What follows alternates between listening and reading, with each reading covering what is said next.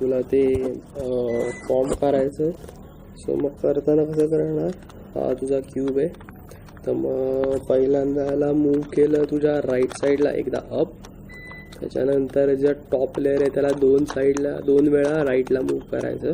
त्याच्यानंतर जो तुझा अप आणला आहे राईट लेअर तो डाऊन करायचा. जो वरचा टॉप लेअर आहे त्याला एकदा परत राईटला मूव करायचं. हा जो डाऊन केलेला त्याला परत एकदा अप करायचा आणि ह्याला परत एकदा राईटला मूव करायचा. सो ही झाली स्ट्रीप फॉर्म. ह्याला पाठवायचं खाली.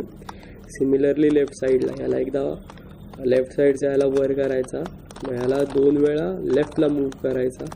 ह्याला अप केलेला ह्याला परत तू डाऊन केला, हा जो परत एकदा लेफ्टला मूव केला, त्याच्यानंतर हा ह्याला परत एकदा अपला मूव केला आणि ह्याला परत एकदा इकडे मूव केला आणि ही स्ट्रीप झाली. ह्याला पाठवलं आपण खाली.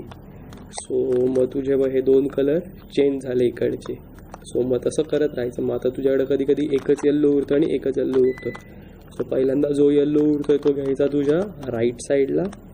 सेम प्रोसिजर परत करायची. ह्याला एकदा तू केला अप, 1-2 वेळा मूव केला राईटला, परत ह्याला घेतला खाली, ह्याला एकदा तिकडे मूव केला, ह्याला इकडे, ह्याला इकडे, ह्याला इकडे, तसंच लेफ्टला पण 1-2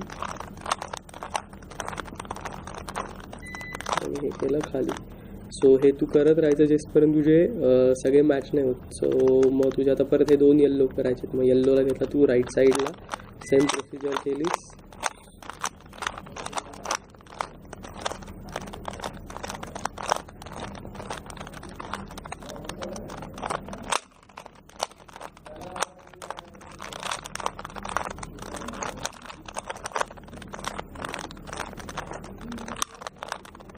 तुझा क्यूब झाला कंप्लीट.